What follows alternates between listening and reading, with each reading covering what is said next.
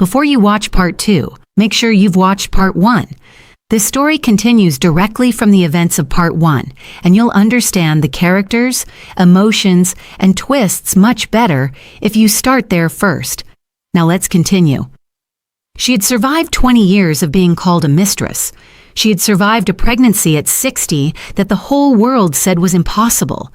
She had survived Madame Yoon's iron, Soul's coldness, and the slow, quiet agony of loving a man who loved her back, but lacked the courage to say it loudly enough for the people who needed to hear it. She had survived all of it, but nothing. Not one single day of the 23 years she had spent in Kang Minho's world had prepared her for the morning she opened a Lagos newspaper and saw her husband's face next to a young woman's photograph. The headline read, "Kang Industries in Succession Crisis. Billionaire's secret daughter emerges from Japan." Adaeze read the article once. Then she set the newspaper down on her desk, folded her hands on top of it, and sat completely still for 4 minutes and 37 seconds.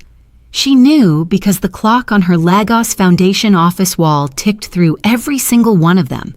And then she picked up her phone, not to call her husband, to call her lawyer. It had started 6 weeks earlier, on a Tuesday morning in Seoul that Minho would later describe, in the privacy of his own memory, as the day the ground shifted beneath everything he thought he had secured. He'd been in his office on the 43rd floor of the Kang Industries Tower, reviewing acquisition documents for a Busan shipping company, when his personal assistant knocked with the particular knock that meant something outside of the schedule had happened. "There is a woman in the lobby, sir," she said. "She doesn't have an appointment. She says her name is Kang Soo-yeon." A pause. "She says she is your daughter." The pen in Minho's hand stopped moving. He was quiet for a moment that his assistant would later describe as the longest 10 seconds of her professional career. "Send her up," he said. She was 28 years old, Korean Japanese with her mother's oval face and, unmistakably, undeniably, in a way that made Minho's chest tighten the moment she walked through his office door. His own eyes.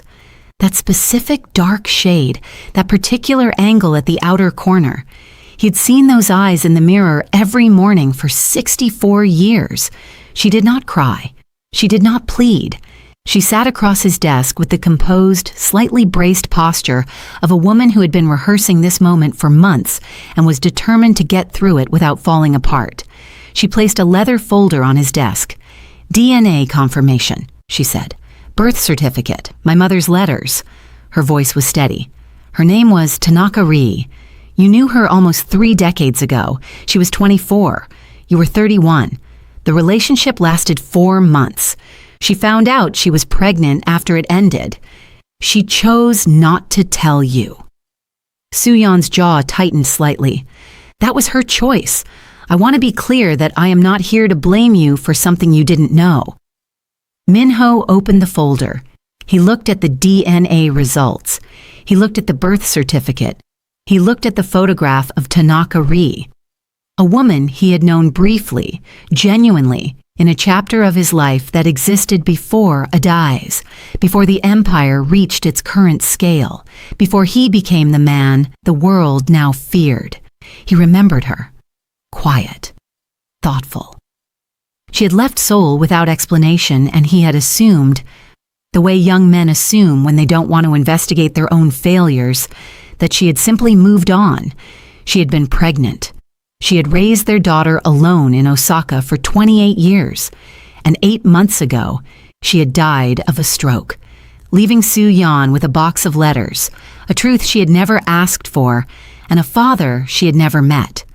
Minho closed the folder. He looked at his daughter, and for the second time in 2 years, Kang Minho, the most feared man in Korean business, felt the specific vertigo of a world rearranging itself around a revelation he could not control. "How long have you known?" he asked. 8 months, she said. "I spent 6 of them trying to decide if I should come at all." "What made you decide?" She looked at him with those eyes, his eyes in a stranger's face. I didn't want to spend my whole life being someone's secret, she said quietly. I had enough of that watching my mother. The office was very still. You're not a secret, Minho said. Not anymore. What he did not say, what he would not say until it was too late, was that he needed to manage this carefully before he told Adaeze, that the board needed to be briefed, that the legal architecture needed to be restructured, that the succession implications needed to be handled before the news reached the wrong people first. He told himself he was protecting her. He told himself he would tell her within the week. The week became 2 weeks. 2 weeks became a month. And then a Lagos newspaper ran the story. The foundation's Lagos office occupied the top 2 floors of a building in Victoria Island that Adaeze had chosen herself. For the light, she told people, because the east-facing windows caught the morning in a way that reminded her of her mother's house in Enugu. The real reason was that standing at those windows, she could see the ocean. After 23 years in Seoul, a city she loved and that had never quite loved her back, there was something about being able to see the Atlantic from her desk that felt like a correction. Like the world reminding her that she had always, fundamentally, belonged to herself. She had been in Lagos for 8 months, splitting her time between the foundation and Giada's bi-monthly visits, when Ngozi, her foundation director, her closest friend in this city, the woman who had known her since they were both 30 and building things on the same stubborn faith, placed a newspaper on her desk with the particular careful gesture of someone delivering news they know will land hard. Adaeze had looked at the headline, then the photograph. Soo-yeon was beautiful. That was the first thing she registered, sharp-featured, contained with something in her eyes that Adaeze recognized immediately and unexpectedly. Loneliness shaped into composure, the particular armor of a woman who learned early that the world would not make space for her and decided to make it herself. She recognized it because she had worn it for 20 years. The second thing she registered was the paragraph buried deep in the article. The one that described the board's response to Soo-yeon's emergence, the one that mentioned a new stakeholder brought in to manage succession optics, the Shin family, Shin Ji-young, 35, as strategic succession mediator. 28%. Adaeze read that paragraph 3 times. She thought about the gala 3 years ago, about Madame Yoon's voice at the champagne table. Arrangements are already in progress. A match has been proposed. She thought about what it had cost her to stand in that room and say the words that changed everything. She thought about Giada learning to walk in the Seoul apartment, toddling between her parents' outstretched hands, laughing with the fearless confidence of a child who has never once doubted she is loved. She thought about her husband, this man she had chosen again and again across 23 years of choosing, making a deal with the Shin family. Without telling her. Not because he had stopped loving her.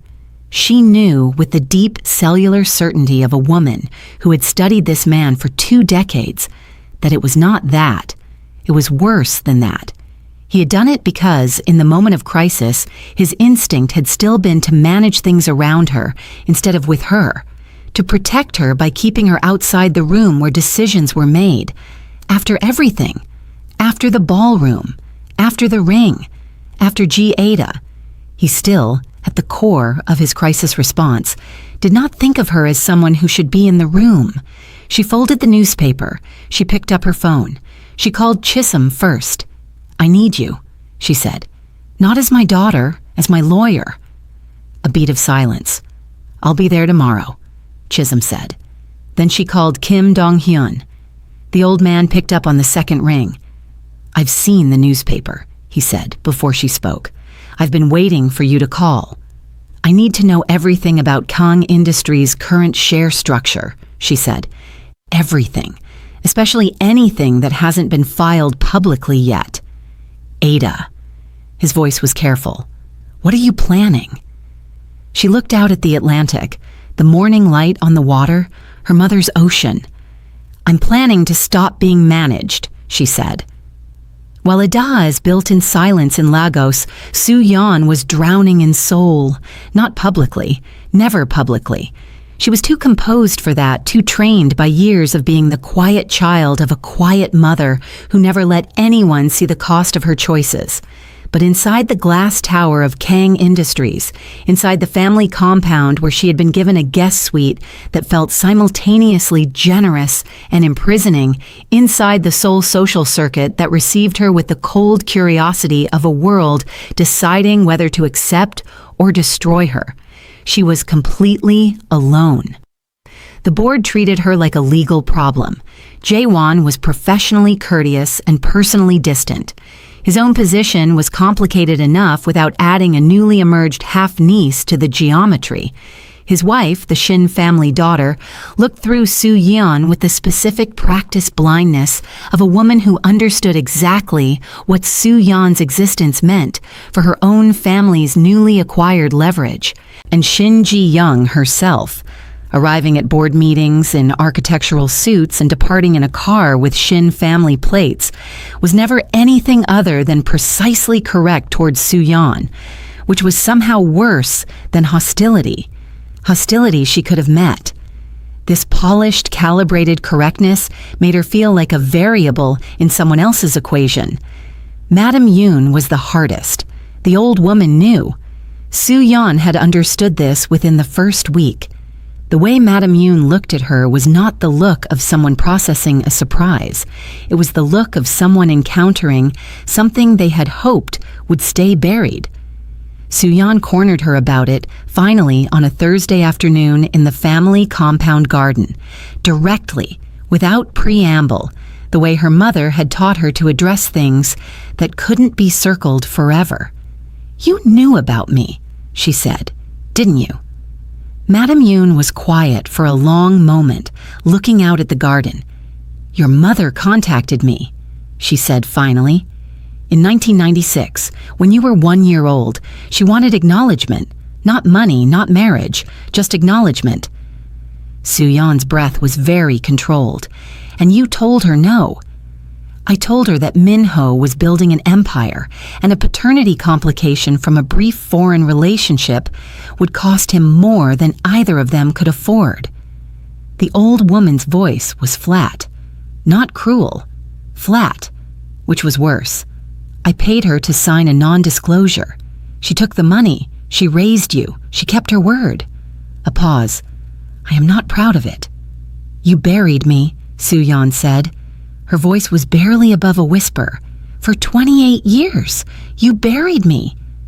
"Yes." The single word fell into the garden and sat there. Su-yeon looked at this woman, who had made herself the architect of everyone else's choices for 7 decades and called it love, and felt something she hadn't expected to feel, not rage, exhaustion. "Did Minho know you did this?" she asked.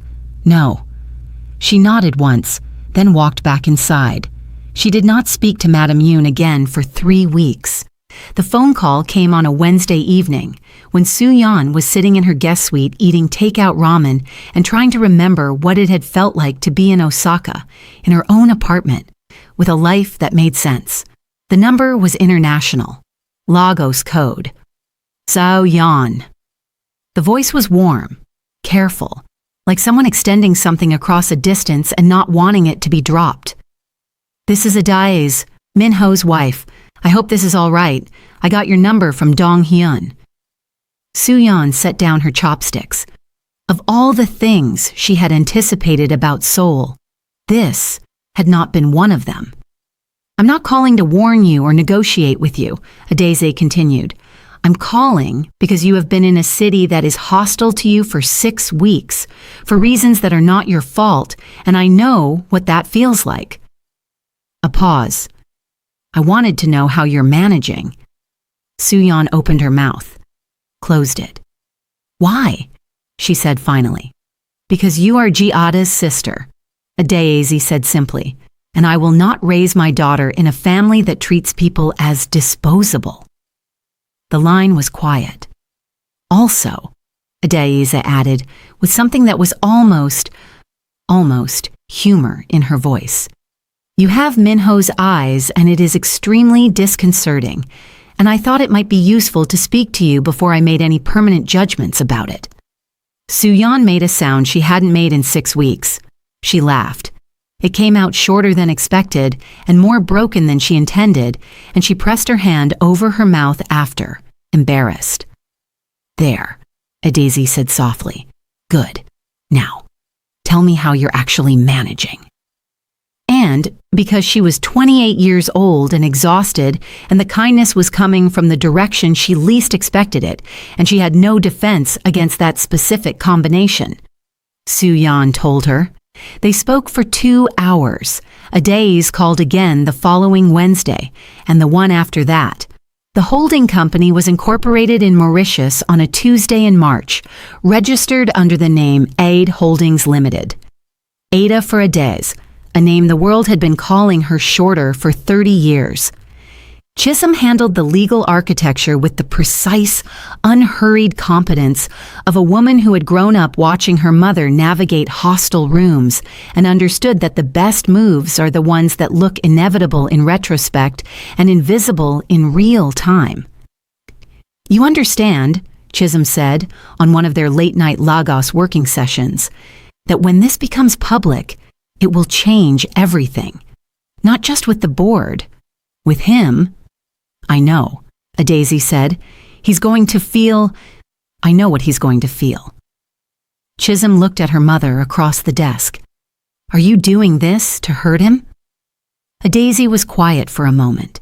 "I'm doing this," she said carefully, "because I have spent 23 years being the person people make decisions about. I have been the subject of other people's strategies, other people's protectiveness, other people's management. And every time, every single time, I have paid the price in silence while the men in that building made the decisions and told themselves they were doing it for me." She looked at her daughter. "I am not doing this to hurt him. I am doing this so that the next time a decision is made in that boardroom that affects my family, my daughter, my name, I am in the room, not as his wife, as a shareholder, as someone who cannot be managed around." Chisholm held her gaze for a long moment. Then she opened her laptop. "Then let's make sure we get to 31% before the Q3 filing," she said. The acquisition of shares happened in 4 tranches over 14 months, each routed through different intermediary funds, each timed to the natural market movement of Kong Industries stock, so that no purchase triggered the reporting thresholds that would have sent alerts to the board. Dong-hyun managed the market timing. Chisholm handled the legal paper trail. Adaeze personally reviewed every transaction. It was the most focused she had felt since the delivery room. At month 7, they hit 20%. Adaeze noted it in her private journal, a small leather book she had kept since her 20s, and went to bed. At month 11, the Shin family made their move. Jae-won's father-in-law attempted to increase their stake from 28 to 35% through a secondary offering that would have, if completed, given the Shin family effective blocking power over any major Kang Industries decision. Minho blocked it through the board, barely. He called Adaeze afterward, not to tell her about the Shin maneuver, but because Ji-Ada had said something funny at dinner and he wanted to share it, the way couples do when life continues happening around the large, difficult things they haven't addressed yet. Adaeze listened to the story about Ji-Ada. She laughed in the right places. She said goodnight. She hung up and looked at Chisholm across the Lagos office. "We need to accelerate," she said. "Buy the remaining 11% within 60 days. Chisholm did not ask why the urgency. She had seen her mother's face. It was Minho's idea to begin including Soo-yeon in smaller family dinners, while the legal recognition process moved through its slow, complicated channels. Not public events, not yet, but the kind of quiet family occasions where inclusion meant something more than strategy. The first dinner was awkward in the specific way of people trying very hard not to be awkward, which is the most exhausting kind of awkward there is. Soo-yeon arrived with the contained composure she wore everywhere in Seoul. Madame Yoon sat at the end of the table and said little. Jaewon made conversation about architecture. Minho moved between warmth and slight stiffness in a way that made Adaeze, watching from across the table, think of a man walking across ice and measuring each step. Adaeze had flown in from Lagos for the week. She had not told Minho about 80 Holdings. Not yet. The time was coming. She could feel it the way you feel a change in air pressure before a storm. But it was not tonight. Tonight she watched. Ada, 2.5 years old, sat in her high chair between her parents and ate with the focused intensity of a small person who takes nutrition seriously. She had been eyeing Soo-yeon since the woman walked through the door, with the frank, unfiltered attention of a toddler who has not yet learned that staring is impolite. Soo-yeon had noticed. Every time she looked up, Ada was looking back at her, not with suspicion, with the profound, evaluating curiosity of a child who is making a decision. Midway through the main course, Ada made it. She climbed down from her chair with the determined athleticism of a toddler who has recently discovered that independence is possible, walked across the dining room floor in her little house slippers, stopped directly in front of Soo-yeon's chair, and held both arms up. "Carry me, big sister." The table went completely silent. 4 words, delivered with the absolute, unquestioning certainty of a 2-year-old who does not know that some relationships are supposed to be complicated, who simply looked at this woman and recognized something, blood or resemblance or the specific quality of someone who is trying very hard not to need anything, and decided it was a sister. Soo-yeon looked down at this small person. Something crossed her face. The armor cracking open in a way that no board meeting, no lawyer's letter, no DNA confirmation had managed to crack it, because none of those things had looked at her with uncomplicated, outstretched arms and simply decided she belonged. She picked Ada up. The little girl settled against her shoulder with the complete boneless trust of a toddler who has always been held safely and assumes the world will continue in this fashion. The dining room was still. Madame Yoon, at the end of the table, made a sound, not a word, not a sentence, just a sound. Small, escaped, private, the kind that surfaces when something cracks in a place that has been sealed for a very long time. Minho looked across the table at Adaeze. Adaeze was already looking at him. Her expression, that specific expression she wore when she had decided something, but was waiting to see if he would arrive at it himself first. She picked up her wine glass. "She's right," Adaeze said quietly, into the stillness. "She is her big sister." She looked at Soo-yeon, directly, fully, without qualification. "Welcome to this family, properly this time." The warmth in her voice was genuine. The strategy behind the timing of it was also genuine. Both things were true. Adaeze had never seen a reason they couldn't be. Soo-yeon looked at her across the table. Ada still settled on her shoulder, one small fist curled into the collar of Soo-yeon's shirt. And her eyes said something her voice couldn't quite manage. "How are you being kind to me when I've disrupted everything?" Adaeze's eyes said back, clearly, "Because you didn't disrupt anything. You arrived. Those are different things." Minho watched this exchange between his wife and his daughter, this entirely silent conversation happening across a dinner table in a language he didn't have full access to, and felt, for reasons he couldn't entirely articulate, that something significant had just shifted in a direction he hadn't anticipated. He was right. He just didn't know yet how significantly. The Kong Industries quarterly board meeting was scheduled for the first Tuesday of September. The night before, Adaeze sat in the Seoul apartment. Minho was working late. Ada asleep down the hall, the city glittering below the windows the way it always had, indifferent and beautiful, and called Chisholm. 31% confirmed, she said. "Filed with the exchange 3 hours ago," Chisholm said. "It's done, Mama. It's public record as of tomorrow morning." Adaeze nodded. "The board will see it when they arrive." Chisholm continued. The disclosure document will have been in their inboxes since 6 a.m. Good. A pause. Mama. Chisholm's voice shifted. Before tomorrow. Have you spoken to him? She had not.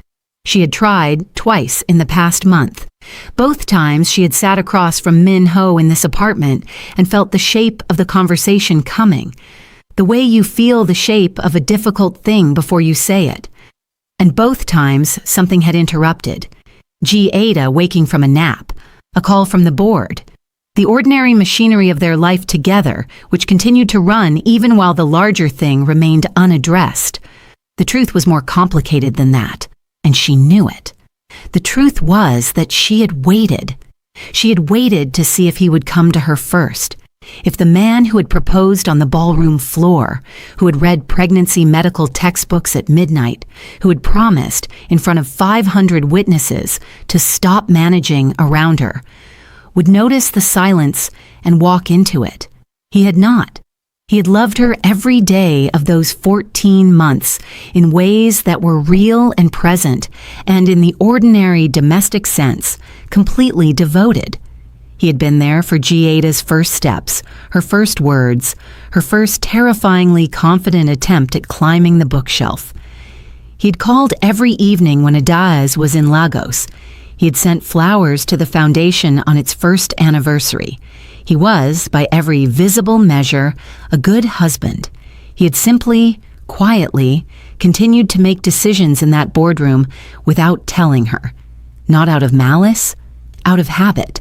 The habit of a powerful man who had spent 60 years at the center of decisions and had never fully rewired the instinct that told him protection and inclusion were the same thing. They were not the same thing. Tomorrow she would demonstrate that. I'll speak to him tonight, she told Chisholm. She ended the call. She waited. Minho came home at 11. He looked tired in the way she had learned to read, not the sharp exhaustion of crisis, but the low-grade weight of sustained pressure, the kind that builds over months and lives in the shoulders. He poured 2 glasses of water, set one in front of her, and sat across from her at the kitchen counter the way they always did at the end of long days. This domestic ritual, the water glasses, the counter, the city behind the window, had been their version of debriefing for 20 years. The Shin family tried another maneuver today, he said. Jaewon caught it. We blocked it. I know, she said. He looked at her. About the Shin family stake, she said. The 28%, the deal you made when Soo-yeon arrived. A pause. His jaw tightened slightly. Ada, I'm not asking you to explain it, she said. Her voice was very calm. I understand why you did it. You were in crisis management and you went to the tools you know. I understand the logic. She held his gaze.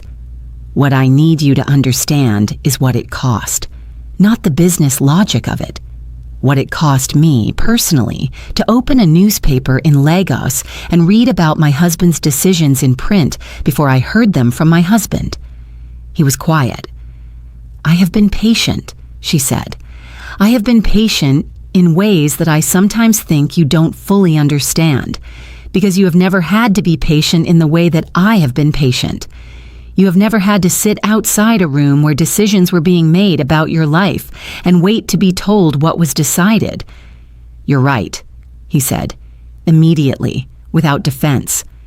You're completely right. I know I am.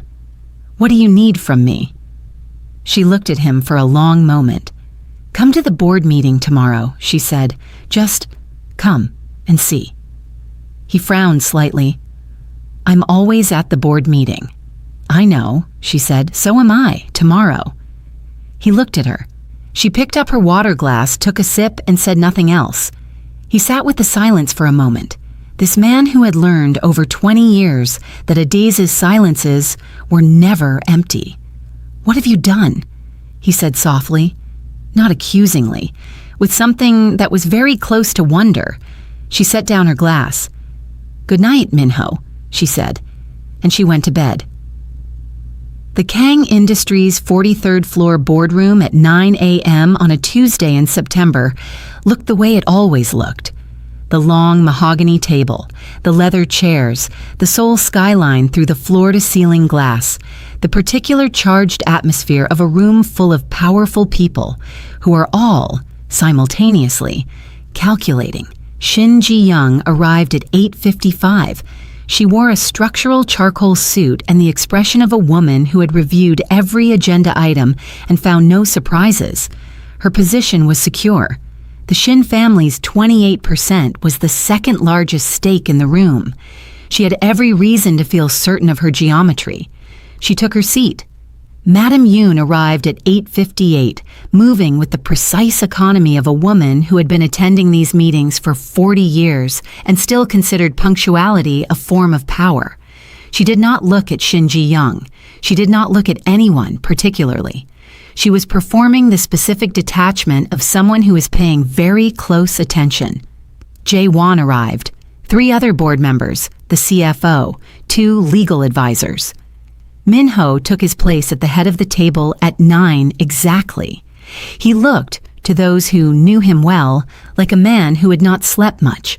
There was a particular quality of stillness about him that belonged to someone who had spent the night thinking. The board secretary began circulating the morning's briefing packets, and then the doors opened. Adaeze Okonkwo walked in. She wore gold-threaded aso oke, deep burgundy and gold, the fabric she had chosen and designed herself. The choice of a woman who understood that what you wear into a room is its own form of language. Her silver-streaked locks were pinned with a gold clasp. She carried a single leather folder. She'd been in this building hundreds of times. She'd been in this room for foundation briefings, for charitable committee meetings, for the occasions when her presence as Minho's wife was the stated purpose. She had never been in this room as a shareholder. The difference was visible in every molecule of how she entered. Behind her, a young associate handed the board secretary a single document. The disclosure filing from the Mauritius Exchange, time-stamped 6:04 a.m. The board secretary looked at it. His expression changed. He passed it to the CFO. The CFO looked at it, then looked at Adaeze, then looked at the document again with the specific expression of someone whose calculations have just been revised without warning. It moved around the table in the particular silence of comprehension spreading through a room. The quiet that happens when people are reading something that reorganizes everything they thought they knew. Shin Ji-young received her copy. She read it. The boardroom. 12 years of professional training, absolute command of her own reactions, almost held, almost. But there was a moment, lasting less than 2 seconds, where something behind her eyes went out, like a light switched off in a room you thought was yours. 28%. Adaeze held 31. Shin Ji-young looked up from the document. Adaeze was already looking at her, not with triumph, not with cruelty, with the level, steady gaze of a woman who had arrived exactly where she intended to arrive and had nothing left to prove to anyone in this room. Madame Yoon, at the far end of the table, looked at the document for a long time. Her face was unreadable in the way that old, powerful faces are unreadable. Not because nothing is happening inside, but because the architecture of concealment has been built over so many decades that even the most seismic interior event produces only the smallest exterior tremor. Then she looked up at Adaeze, and she nodded. Once. Slowly.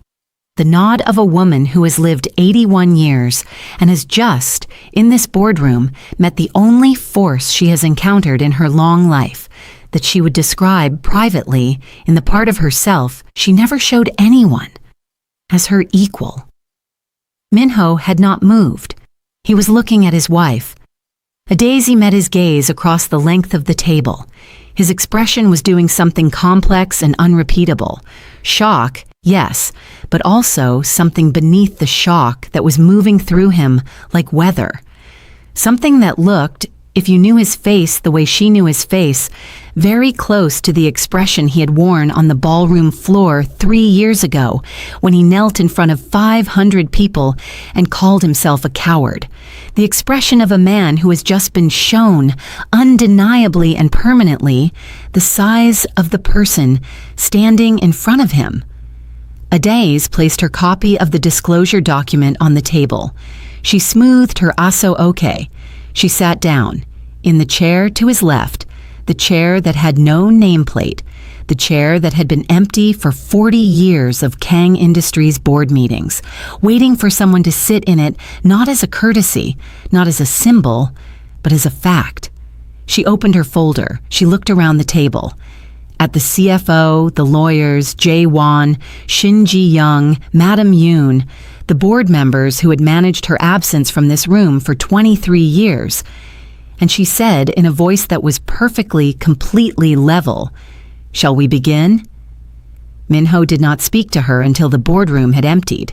He sat at the head of the table after everyone filed out, Shin Ji-young departing with her composure intact and her leverage restructured, Madam Yoon leaving last with a particular unhurried dignity, and looked at the disclosure document in front of him. Adaeze remained in her chair. The Seoul skyline waited behind the glass. 14 months, he said finally. 14 months, she confirmed. Dong-hyun helped you. Chisholm did most of the legal work. A silence. You slept next to me for 14 months while you were building this, he said. Not an accusation.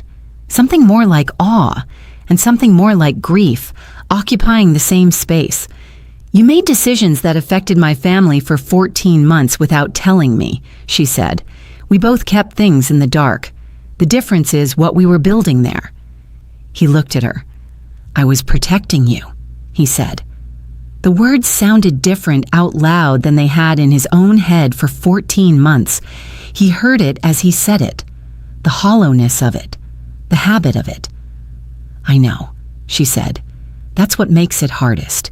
You weren't being cruel, Minho. You were being exactly who you have always been. A man who loves me and still, instinctively, makes decisions about my life in a room I'm not in. She held his gaze. I cannot keep being loved like that. I love you too much to accept less than what we promised each other in that ballroom. The room was very quiet. What do you need? He said. The same words he had said in the kitchen the night before, but different now. Stripped of the slight helplessness they had carried then, arriving now as a genuine question from a man who has been shown something and is deciding, in real time, to be changed by it. I need to be in the room, she said simply. Every room. Not because I will always have the same answers as you, but because the decisions that shape this family should be made by this family. All of it, including me. He was quiet for a long time. Then he reached across the table. She looked at his hand. Then she placed hers in it. I'm sorry, he said. For Soo-yeon, for the Shin deal. For 14 months of keeping you outside a room you deserved to be in. I know you are. Is it enough? She looked at him. This man, this infuriating, beloved, finally learning man, and felt the shape of the answer. Ask me again in 20 years, she said. For the second time in 3 years, he laughed. Surprised, wrecked, completely genuine. You said that last time, he said. And I meant it last time too, she said. I'm consistent. He tightened his hand around hers. Outside, Seoul did what Seoul always did, continued, indifferent and glittering, building its own future in all directions at once. Inside, two people held hands across a boardroom table and did the slow, imperfect, absolutely necessary work of continuing to choose each other.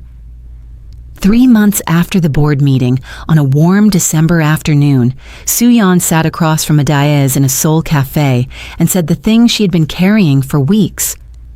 I've decided not to take the formal heir designation.